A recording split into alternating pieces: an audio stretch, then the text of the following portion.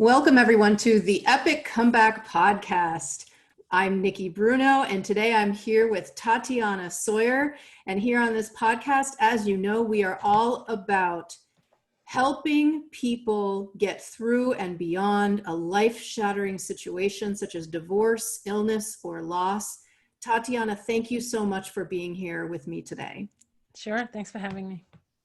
So Tatiana, I am actually going to give you the mic and I'm going to ask you to introduce yourself. So please let us know your name and where you live and what keeps you busy day to day. So I'm Tatiana Tsoir, and I live in New York, in the suburb of New York City. And I'm a CPA, but I specialize in a more holistic approach to people's finances and financial lives. What that means is I work with clients to help them not only deal with the compliance side of it, but also figure out their concerns, what having their business or their taxes, what that means for them personally, and how it affects their personal lives. That's fantastic. I mean, I know that there are so many people who choose to either allow a professional or perhaps their spouse or their partner or somebody other than themselves deal with the money. I think it's really common to kind of outsource that part of our lives, maybe because we're not interested in it, or maybe because we want to make sure that it's taken care of really well, which is totally legitimate.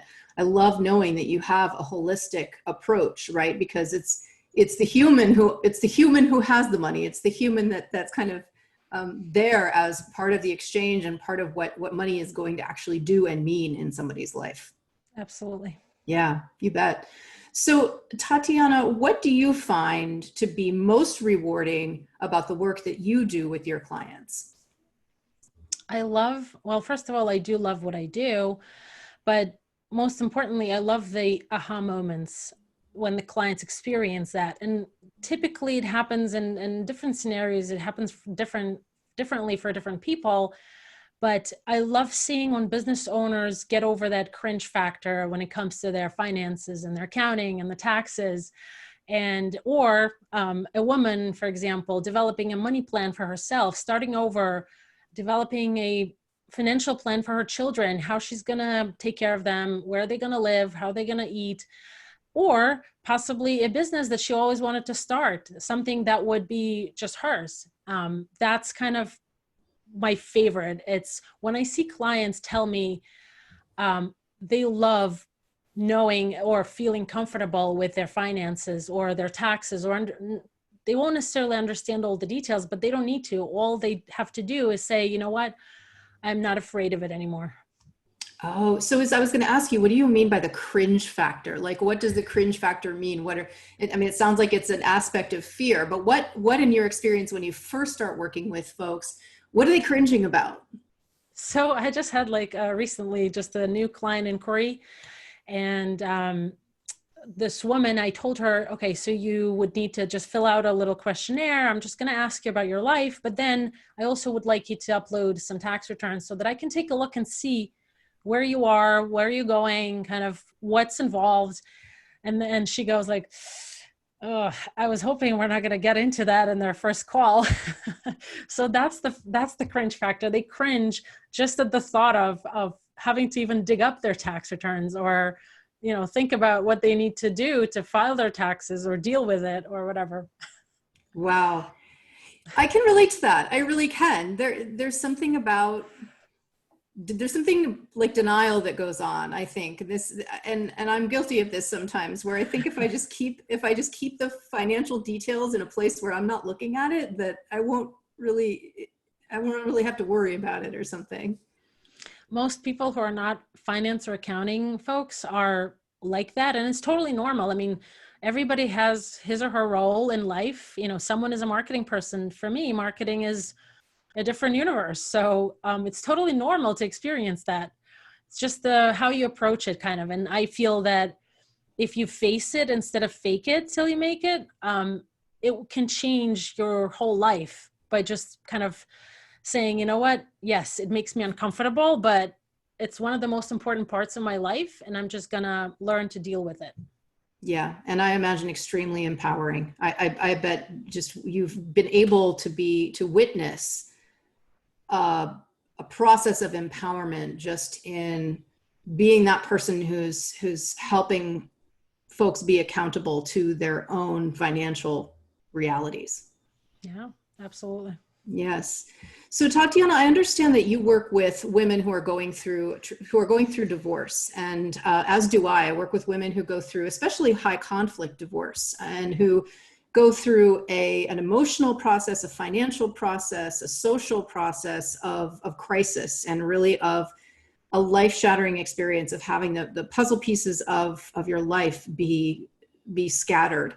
So what, in your opinion, is the hardest part, let's say for your clients, of going through a high conflict divorce from the standpoint of what you help your clients deal with? So I feel that the worst part of going through a high conflict divorce is certainly the emotional part, but you can deal with the stubbornness of a partner or vindictiveness or, violence sometimes. But when it comes to the financial part, it's often extremely difficult, especially if you as a spouse haven't been involved in finances. It can be devastating to have to start all over, to think about it, to have to figure it out for yourself and for children if you have any. It's just oftentimes an even kind of more difficult part of the divorce. Yes, everything emotional is kind of there. It's expected, but the financial part is often comes as a surprise. Mm-hmm. Yes, and I also find with my clients that I think that women more so than men, generalization I realize, might be more likely to kind of table the financial aspects and be more concerned about the emotional aspects of the divorce, making sure that they're able to get through it and tending to their children. I think that's a really big, that's on primary on the minds of a lot of moms, especially, and women who are going through the divorce are kind of like, okay, I want to get to the other side of this emotionally, and might not necessarily be spending the same kind of time planning, thinking about the financial ramifications. Absolutely. And financial ramifications are oftentimes extremely important, especially now with the new tax law in place, when alimony is not deductible to the person paying it.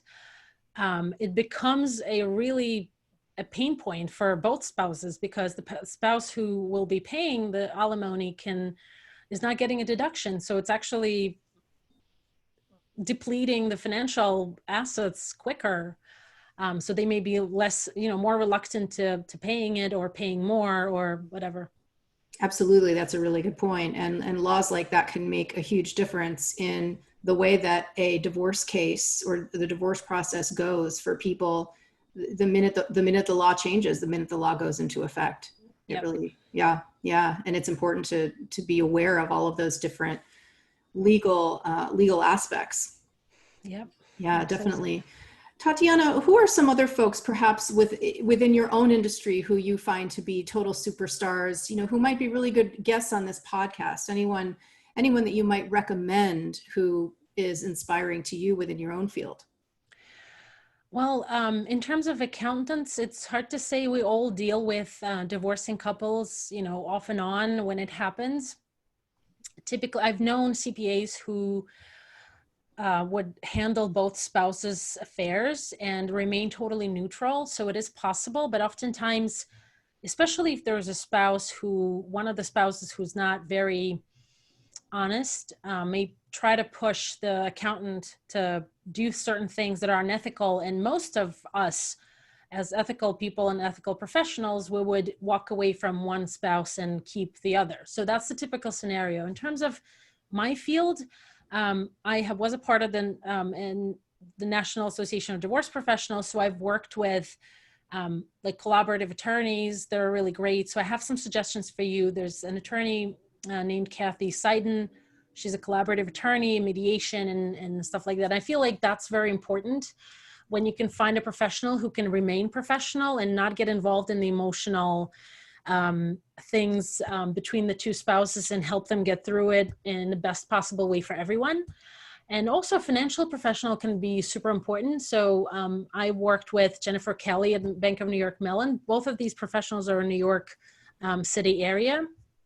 And they deal with divorcing couples also on a very professional level, helping them make the best decisions in terms of selling a house or investing a settlement, or making sure that your goals, if you're getting a settlement, are reached. And you can, for example, if you have an emotional attachment to the property, you can keep that property, but then you know that you're losing X amount of money over the next 30 years or whatever. Right. Right. And thank you so much for those recommendations, Tatiana. I think what you're getting at is that it really often takes a team in order to help a person, to shepherd a person through a couple, or a divorcing couple, or to help them individually to navigate the divorce process. I mean, really the ideal team, especially when they own property, when the divorcing couple own property, includes someone from the legal profession, someone from the financial profession, someone from real estate, a loan officer, a coach or a therapist. And so working in a team like that, and as a divorce professional, being able to have folks to refer your clients to take care of, the lanes that you yourself are not covering, super, super important. So I'm really glad to hear that you work in cooperation with other professionals. Absolutely. Yeah.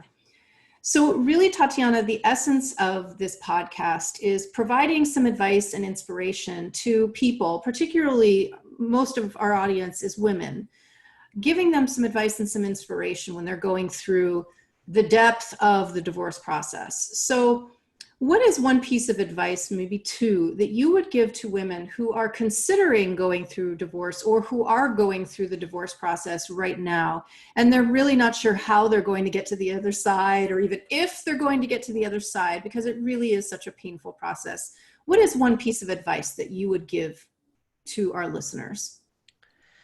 I think one of the probably most important things that you can do is, if you're going through divorce, or you're thinking about going through divorce, is getting a new accountant, possibly, unless you have a very solid relationship and you're certain that it's going to be an amicable divorce, and the accountant will remain neutral. Then getting a new accountant and examining the last 3 years of tax returns to identify potential assets that could be potentially hidden or just underreported or undervalued, and making sure that you're not, finding yourself in a situation where you are not involved in the finances, and now all of a sudden the government is knocking on your door because of something that your spouse has done before.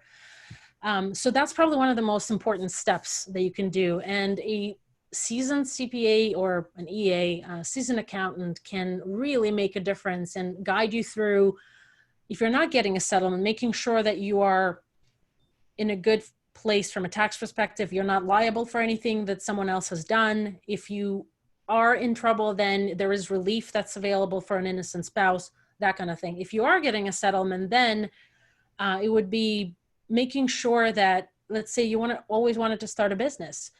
A great CPA can guide you through that process. So that's why establishing a relationship with someone who aligns with your values and also helps you get to your goals is probably number one thing that you should do. That is incredible advice. Absolutely incredible advice. And what I'm hearing from you is, if you haven't, those of you who are listening, if you're considering divorce or you're going through it, if you haven't been involved with your finances, if it's sort of been like, oh, here's this kind of stinky thing that I don't really want to touch, get involved now. Take an interest enough, at least take enough of an interest to find a professional who can help you put the pieces together, and take that however long it takes, whether it's an hour or 2 hours, to dig up everything that has a number on it and provide it to your financial professional. Yep. Yeah. Thank you so much. So one more question for fun, since this podcast is about being epic. Tatiana, if you could have any superpower that you don't already have, what would it be? If I could fly without having to get on an airplane, that would be amazing. Especially now, right? We're in the middle of COVID quarantine, and you sort of get on an airplane at your own risk, right? Just don't enjoy flying much, but it's, the jokes aside, it would be nice if I could have one superpower. I would take the magic wand and wave it and have financial curriculum, at least some basics, in every high school and every middle school, so that people getting out of high school know at least something. There are things being done across the country a little bit here and there, but there's no kind of one system that gives young people an understanding, especially young women, an understanding of financial part. And those who become accountants, great, or financial professionals, but everybody else, to them, it's like the stinky thing that you don't want to touch. So if I could have a superpower, I would totally do that. I absolutely love that. And you're right. There really is there. I mean, I would say that the school systems that provide that kind of financial education to kids are few and far between. And it's super, super important. It only gets more important. It doesn't get any less important. So I'm completely with you. So maybe we could have a combination like superpower, superhero, flying financial educators. Yep. That'd be pretty rad. Tatiana, thank you so much for being my guest. I would love for you to tell us first of all, how can we find you online and follow you and learn from you? And second of all, whom do you serve, as in which geographic areas? Well, actually, I have three businesses. So my CPA business, the state doesn't really matter as much. I work 100%, 90% remotely, even before the COVID crisis. So now it's 100%, but I am an author of a book. My book's getting published next year. And I'm doing educational trainings for folks, for someone who's starting out a business and wants to have an understanding of, where do I start? Do I need an entity? Do I need an attorney? So I have a YouTube channel, Tatiana Tsoir, YouTube channel, you can Google that. And if they want to follow me as an author, they can go to talktotatiana.com and just sign up for my updates. So I share a lot of free tips that are super helpful. And I don't mind sharing. I want everybody to be in a better financial place, because the stronger you are, the stronger the economy is, the stronger every single person is. So I believe in that. Wonderful. I love that. And so those of you who are listening, the way to spell Tatiana's last name, Tatiana is Tatiana, and Tsoir is spelled Tsoir. Tsoir. So talktotatiana.com. That one's pretty easy. And are you allowed to tell us the title of your book, or is that under wraps right now? Actually, the working title is Dream Bold, Start Smart. Okay. So it's basically a how-to book for someone who's dreaming about having something of their own, especially one of my bigger audiences, moms whose kids are a little older, but they've always wanted to have something that's theirs, and they don't know where to start, but can't afford to lose money on it. Beautiful. Dream bold, start smart. I love that. I saw that at the beginning and I was wondering what the significance of that was. Tatiana, thank you again. This is Nikki Bruno with the Epic Comeback Podcast with Tatiana Tsoir.